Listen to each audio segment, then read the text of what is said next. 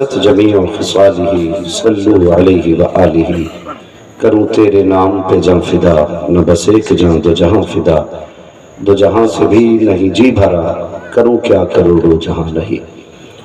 جس کو اپنے نبی سے جتنی محبت کا دعویٰ ہو، کوشش کرے اتنی ہی آواز کے ساتھ رسول اور علی رسول کی بارگاہ میں درود و سلام کی ڈالیاں نچھاور کرنے پڑھی بآواز بلند، اللہم صلی علی سیدنا و شفیعنا و نبینا مولانا محمد معدن الجود والکرم و آلہ و اصحابہ و بارک وسلم، صلاۃ و سلام علیک یا رسول اللہ صلی اللہ تعالی علیہ وسلم۔ میں مبارکباد پیش کرتا ہوں اراکین کمیٹی، دانیان جلسہ اور ان سبھی حضرات کو جنہوں نے اس محفل کو سجانے میں دامے درمے قدمے سخنے حصہ لیا ہے۔ اللہ کریم سب کی محنتوں کو کوششوں کو اپنی بارگاہ میں قبول فرمائے۔ عزیزان ملت اسلامیہ، جیسا کہ میں جانتا ہوں یہ رب کا بڑا فضل ہوا ہے کہ آج اس جگہ پر یہ پہلا جلسہ ہو رہا ہے۔ اس کمیٹی کے زیر اہتمام اور آپ لوگوں کے تعاون کے ساتھ یہ پہلی محفل سج رہی ہے۔ اللہ کریم جب تک ہماری نسلیں باقی رہیں اسی طرح حضور کے ذکر کی محفلیں سجتی رہیں،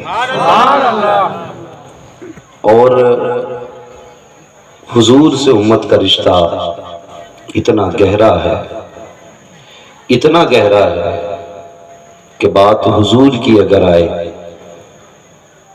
تو کرتا ٹوپی والا نہیں، جبے قبے والا نہیں، اگر ان کی عظمت کی بات آتی ہے نا تو بھلے کالج کا پڑھنے والا ہو، اسکول کا پڑھنے والا ہو، یہ سوچ کے سب سے پہلے قدم اٹھاتا ہے کہ میں حضور سے سب سے زیادہ پیار کرتا ہوں۔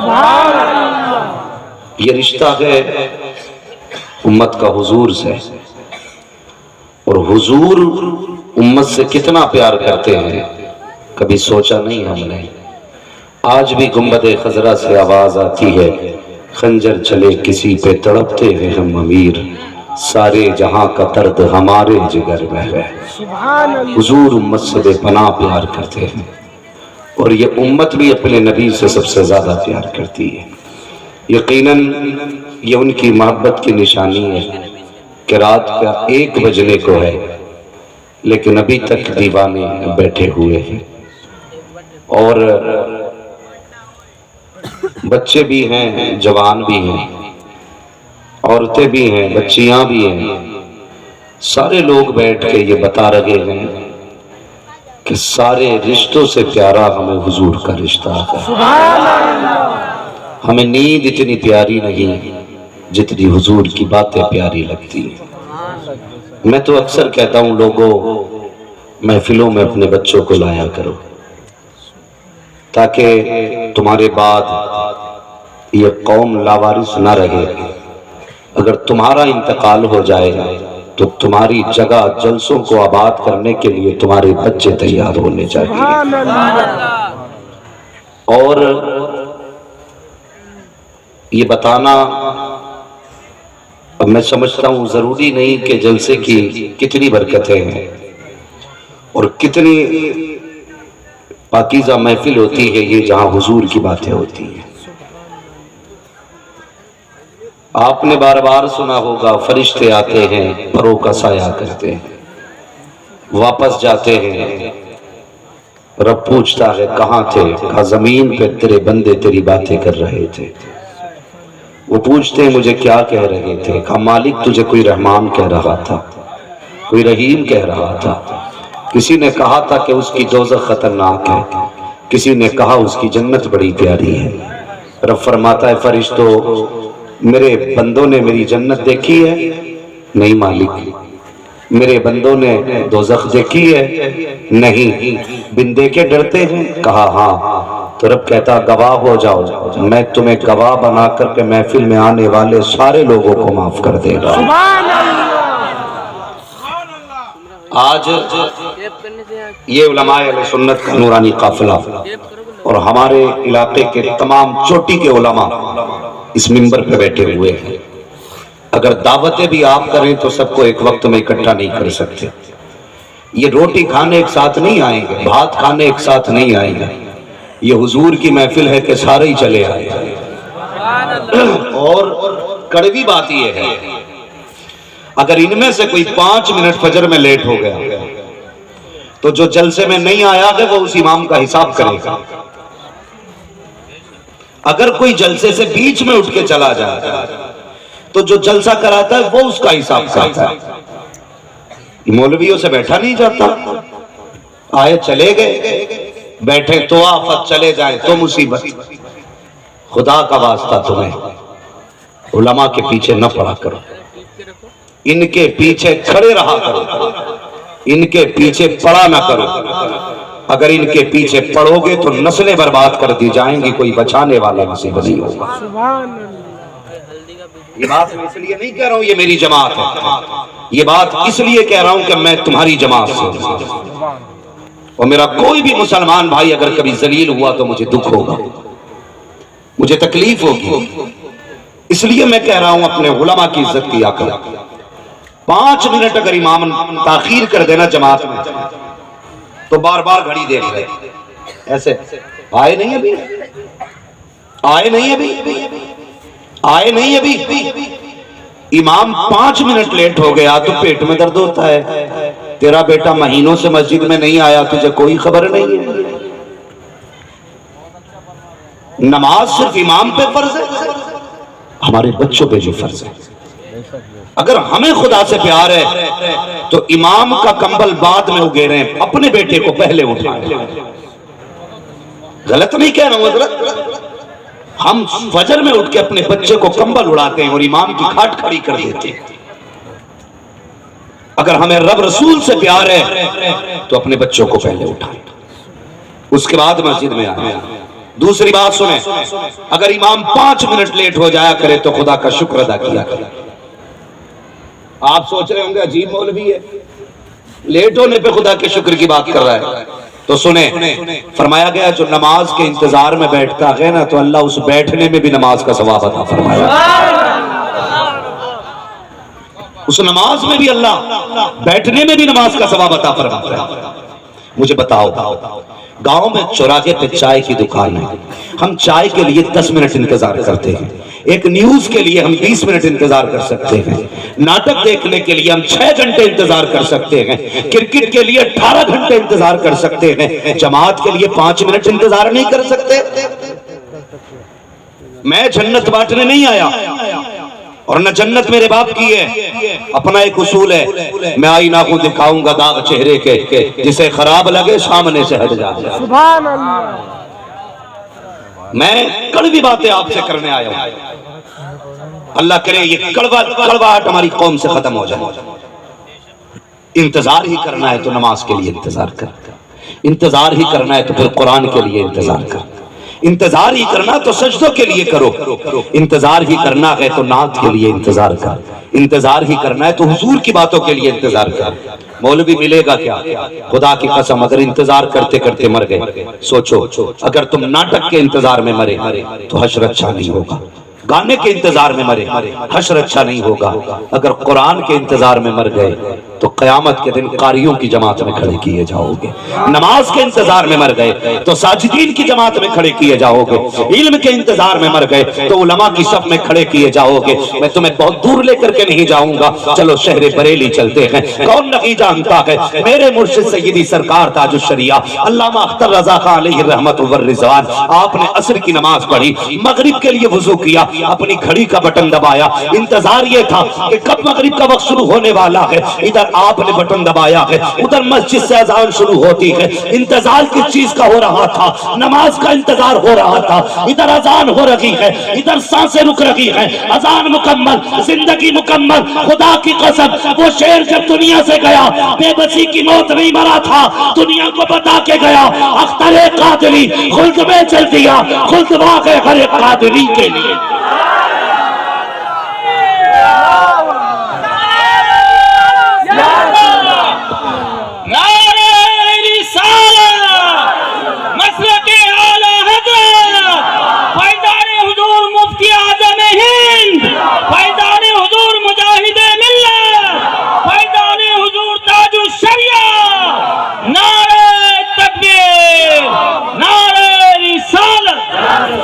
بھائی ایسی موت مر. اس کی آواز کھولو بھائی, بعد میں کم نہ کرو. میری آواز بڑھے تو آپ کم کر دے رہے ہو. ہٹا لو اس کو, میں ویسے بھی کر سکتا ہوں. اللہ نے اتنا دم دیا سینے میں, وہاں تک آواز پہنچا سکتا ہوں. اپنا کچھ نہیں ہے, سارا بریلی والے کا کرم ہے. کان کھول کے سنے. نماز کا انتظار کیا کرے, نماز کا عادت بنائے. ہماری جماعت میں نا حضرت جی دل دکھتا ہے, اگر والی کہیں ہونا تو جتنے چھٹا چھٹا جوان ہیں سارے آگے آتے ہیں, سارے 6-6 فٹ کے کڑے ہوتے ہیں. اور جو پورے سال کمایا نا اتنی موٹی گڈی لے کے, اور وہ ناچ رہا ہے, وہ تماشے ہو رہے ہیں اور اس کے پیسے چل رہے ہیں. اگر آپ کے پاس اتنی پیسہ ہے نا, میں چیلنج کرتا ہوں, آپ دنیا کی ساری قومیں دیکھ لیں, کوئی قوم مسلمانوں کی طرح اپنا پیسہ نہ برباد نہیں کرتی ہے. ہاں برباد نہیں کرتی ہے, ہم برباد کرتے ہیں. پوچھو نا علماء سے, میں چھوٹا ہوں یہ بڑے ہیں, میرے باپ کی عمر کے لوگ ہیں سارے, مگر سنیں یہ بتا دیں گے آپ کو کہ نچنیوں پہ پیسہ لٹانے سے کچھ نہیں ملنے والا, ڈھول دھمکا پہ لٹانے سے کچھ نہیں ملنے والا. اگر تجھے خدا نے پیسے سے نوازا ہے, گھوم اپنی بستی کے اندر, دیکھ کوئی بھوکا تو نہیں سو رہا ہے, دیکھ کوئی بیمار دوا کے بغیر تو نہیں تڑپ رہا ہے. گھوم اپنی بستی کے اندر, جائزہ لے پوری بستی کا. کسی بیوہ کی بیٹی اس لیے تو گھر پہ نہیں بیٹھی ہے کہ اس کے سر پہ باپ کا سایہ نہیں ہے. کسی غریب کی بیٹی کے سر پہ سفیدی اس وجہ سے تو نہیں آ گئی کہ جہیز دینے کے لیے اس کے باپ کے پاس پیسہ نہیں ہے. بستی میں کبھی چکر لگا لیا کرو, ہم تو پیٹ بھر کے سو جایا کرتے ہیں. کتنے ایسے بھی ہوتے ہیں یار جنہیں شام کا کھانا نصیب نہیں ہوتا ہے, جو شام کو کھا لیتے ہیں, صبح کا کھانا نصیب نہیں ہوتا ہے. تجھے دولت سے خدا نے نوازا ہے, تجھے پیسے دیے ہیں, تو اٹھاؤ اس گڈی کو جو نچنیوں پہ لگا رکھے ہو, جو ڈانسروں پہ لگا رکھے ہو. جاؤ رات کے سناٹے میں کسی بیوہ کے آنگن میں پھینک کے آ جاؤ, اور ایک کاغذ پہ لکھ دینا کہ میری طرف سے تیرے لیے ہے. خدا کی قسم کھا کے کہتا ہوں, کسی کو پتا چلے نہ چلے, مصطفیٰ کو پتا چل جائے گا, اور جب آقا راضی ہوں گے تو خدا بھی راضی ہو جائے. بدلو اپنے طریقے. میں ان جوانوں کو سلام کرتا ہوں جنہوں نے قوم کو اس اندھیرے سے نکال کے اس روشنی میں لا کے کھڑا کیا. نہیں جی, منبر سے ڈھول نہیں بجے گا, منبر پہ باتیں ہوں گی تو مدینے والے کی باتیں, ہاں حضور کی باتیں ہوں گی. اور آپ سے گزارش ہے, جس طرح آپ نے اس سال یہ جلسہ سجایا ہے, ضروری نہیں ہے عماد آئے تب جلسہ ہوگا, سلمان اظہری آئے تب جلسہ ہوگا, من القادری آئے تب جلسہ ہوگا. نہیں, کچھ بھی نہ ہو, محفل سجا دینا. کوئی نہ آئے, اگر تمہیں بہت اچھا لہجہ شمس تبریز جیسا نہ مل سکے تو اپنے امام کو کھڑا کرنا, کہنا پیارے حضور کی نعتیں سنا دے. اپنے مولوی کو کھڑا کرو, کہ پیارے حضور کی باتیں بتا دے. کھڑا کر اور سنو. ہمارا مزاج ہے نا, ہم درود بھی پڑھتے ہیں نا تو یوں کھجا کھجا کے پڑھتے ہیں. کڑوی سچائی ہے. مولوی بار بار کہہ رہا ہے پڑھو درود شریف زور سے, تو اگر اللہم صلی علی سیدنا مولانا 4-5 جگہ کھجا لیتا ہے درود. درود ایسے نہ پڑھا, ایسے پڑھا کرو جیسے پڑھنے کا حق ہے, ایسے پڑھا کرو جیسے پڑھنے کا حق ہے. کیسے پڑھنا ہے؟ جب بھی درود پڑھو آنکھیں بند ہوں, دل گنبد خضرا کا طواف کر رہا, پھر دیکھ درود میں مزہ آتا ہے کہ نہیں. ہم نے عادت بھی ڈالی. کبھی کبھی دکھ تکلیف ہوتی ہے. دیکھیے مولانا میرا بچہ کتنی تیز ہے, بیٹے سنانا ذرا ان کو. بچہ کہتا ہے ٹنکل ٹنکل لٹل اسٹار ہے, تو ماں باپ بڑے خوش ہوتے, دیکھا انگلش کی پویم یاد ہے. کیا ہی اچھا ہوتا, تو حضور کا امتی ہے, تو کنیز فاطمہ زہرا ہے. تو یہ کہتی مولوی ذرا ٹھہر, میرے بیٹے کی سورہ اخلاص سن کے چلا جا. ٹھہر, میرے بیٹے نے درود کیسا سیکھا یہ سن کے جا. اگر یہ عادتیں ہماری ہوں گی نا, پھر ضرورت نہیں ہے دعاؤں میں یہ کہنے کہ اللہ بھیج خالد بن ولید, خدا کی قسم گود تمہاری ہوگی, آنے والا محمد بن قاسم ہوگا. مولوی کیا غلط کرتے ہیں؟ ہم تعلیم کے مخالف نہیں ہیں. کوئی عالم کوئی مولوی تعلیم کا مخالف. بناؤ بیٹیوں کو MBBS, کوئی انکار نہیں. بناؤ IAS, ہمیں کوئی تکلیف نہیں. درد کب ہوتا ہے؟ جب کسی بھی بھارتی تہوار کے موقع پر بیٹیوں کو اسٹیج پہ نچایا جاتا ہے تب دل دکھتا ہے. تماشائی بن کر کے باپ بھی بیٹھا ہے, بہن بھی بیٹھی ہے, بھائی بھی بیٹھا ہے, اور ایک بیٹی کے ٹھمکے دیکھتی ہے قوم. مولوی کہتا بند کرو اسے, تو کہتے ہیں اسے تکلیف ہے. نہیں, مولوی کو تکلیف نہیں ہوتی. مولوی بے غیرت نہیں, مولوی غیرت مند ہوتا ہے. مولوی غیرت مند ہوتا ہے، وہ یہ چاہتا خدا نے جتنی غیرت مجھے دی ہے اس بیٹی میں اتنی غیرت کیوں نہیں؟ وہ اپنی قوم کو شرم کے لباس میں لپٹا ہوا دیکھنا چاہتا ہے۔ جلن نہیں ہے تمہاری بیٹی سے، پڑھاؤ، وہاں بیٹیوں کو پڑھاؤ جہاں پڑھنے والی بھی بیٹیاں ہوں، پڑھانے والی بھی بیٹیاں ہوں۔ غلط نہیں کہہ رہا ہوں حضرت میں، وہاں پڑھاؤ بیٹیوں کو جہاں پڑھنے والی بھی بیٹی ہو، پڑھانے والی بھی بیٹی ہو۔ اللہ اکبر، کیا کہتے ہیں ہم لوگ، ہماری قوم کی بیٹیاں بیٹھی ہیں، یہ کہہ دیا جاتا مولوی کی سوچ تنگ ہوتی ہے، یہ چاہتے ہیں ہم تو قید میں لپٹ کے رہے، ہمارے گلے میں پھانسی کا پھندا ڈالنا چاہتے ہیں مولوی لوگ۔ نہیں میری بیٹی، یہ قوم کے علماء تمہیں عزت دینا چاہتے ہیں، تمہیں جو وقار مصطفیٰ نے دیا ہے وہ آئینے یہ علماء دکھایا کرتے ہیں۔ تجھے پتا کہ تیرا وقار کیا ہے؟ ذرا اپنی تاریخ تو اٹھا کر کے دیکھ، جب تو پیدا ہوتی تھی تجھے زندہ دفن کر دیا جاتا تھا، تجھے جینے تک کا بھی ادھکار نہ تھا، حضور آئے تو تجھے جینے کا موقع ملا ہے، مصطفیٰ آئے تو تجھے کتنی عزتیں دی۔ فرمایا بیٹی بن کے آئے گی تو باپ کے لیے جنت ہے، بہن بن کے لیے بہن بن کے آئے گی تو بھائی کے لیے جنت ہے، بیوی بن کے آئے گی تو شوہر کے لیے جنت ہے، ماں بن کے آئے گی اولاد کے لیے جنت ہے۔ تیرے قدموں نے مصطفیٰ نے عرش سے اٹھا کر کے جنت رکھ دی ہے۔ اب تیری ذمہ داری ہے جب تک زندہ رکھے نہ سب سے دوپٹہ اترے نہ تیرا قدم بے حیائی میں جانا۔ کیوں نہیں سمجھاتے بیٹیوں کو؟ کیوں نہیں سمجھایا جاتا؟ ایسی بیٹیاں ہوتی ہیں، آج ایک تم ہو اور ایک میرے مصطفیٰ کی بیٹی ہے، میرے حضور کی بیٹی ہے۔ آج نکاح ہوتے مہر کے جھگڑے یہ ہوتے، جی مہر 70,000 بندے گا، مہر 80,000 بندے گا، ایک میرے نبی کی بیٹی ہے۔ مہر کی باری آئی، کہنے لگے یا رسول اللہ مجھے مہر میں نہ گناہگاروں کی مغفرت چاہیے۔ یہ حضور کی بیٹی ہے، ایک تیری میری بیٹی ہے جو کہتی ابا جہیز میں LCD چاہیے، ابا جہیز میں ریموٹ والا ٹی وی چاہیے، ابا ایسا سامان دینا، ابا ویسا سامان دینا۔ اے میری قوم کی بیٹی ہو، دیکھو میں تمہارے مصطفیٰ کے در کا نوکر ہوں، میں گالی دینے نہیں آیا، تکلیف دینے نہیں آیا۔ کئی بار بیٹیاں باپ کو تنگ کرتی ہیں، نہیں ابا جہیز میں وہ چاہیے جو فلاں کی بیٹی لے کے گئی ہے، مجھے وہ بھی چاہیے جو فلاں کی بیٹی لے کے گئی ہے۔ اے میری قوم کی بیٹی، کبھی اپنے باپ کی اوقات سے زیادہ فرمائش نہ کرنا، ان کی کمائی سے زیادہ اپنی زبان کو لمبا نہ کرنا، یہ تیرا باپ ہے، خبردار۔ کبھی اسے مجبور نہ کرنا زمین بیچ کے تیرا جہیز دے، اسے مجبور مت کرنا یہ گردہ بیچ کر کے تجھے جہیز دے، اسے مجبور نہ کرنا یہ اپنا خون بیچ کر کے تجھے جہیز دے۔ تو کنیز فاطمہ زہرا ہے، اگر دنیا تجھے کم جہیز پہ قبول نہ بھی کرے تو جو باپ دے دے لے کے چلی جا، باپ کی رضا میں تو راضی ہو جا، تیری رضا میں خدا بھی راضی ہو۔ سبحان اللہ، سبحان اللہ، نعرہ تکبیر، نعرہ رسالت۔ ایک ہماری بیٹی، ایک مصطفیٰ کی بیٹی ہے۔ اللہ اکبر۔ بھائیو گزارش ہے پردے کا اہتمام کرو، کوشش کرو ہم اپنے رب کو راضی کریں۔ اگر کوئی مولوی یہ کہہ کے جائے نا کہ ٹھیکہ جی آج کی رات ساری جاؤ میں نے کہہ دیا بخشے گئے، تو اس مولوی کا نمبر بھی دینا، مجھے ایڈریس بھی دینا۔ مجھے بھی جنت چاہیے جی، کسے نہیں چاہیے؟ مجھے بھی چاہیے کہ اگر فری فنڈ میں کہیں جنت مل رہی ہو۔ جنت اتنی سستی ہوتی تو حضرت بلال کبھی کوڑے نہ کھاتے۔ کیا بات ہے، سبحان اللہ، سبحان اللہ۔ حضرت بلال کبھی کوڑے نہیں کھاتے۔ جنت اتنی سستی ہوتی حضرت زنیرہ کو ستایا نہیں جاتا۔ جنت اتنی سستی ہوتی تو خدا کی قسم نبی کی بیٹی کو برچی کے ذریعے شہید نہیں کیا جاتا۔ بڑی مشکل ہے جنت، اس کی تیاری کیا کرو، تیاری کیا کرو۔ ایک پاپی بیٹی 4 لوگوں کو دوزخ میں لے جا سکتی ہے، ایک جنتی بیٹی 4 لوگوں کو جنت میں بھی لے جا سکتی ہے۔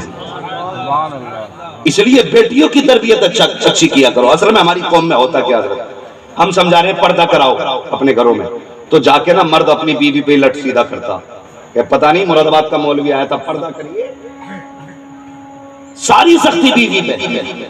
میں کہتا ہوں بیوی کو بھلے مت سمجھاؤ، صرف بیٹیوں کو سمجھانا شروع کرو۔ بیٹیوں کو کوئی نہیں سمجھاتا، بیٹی بازار میں ٹہل رہی ہے، بیوی کا گلا گھونٹ دیا۔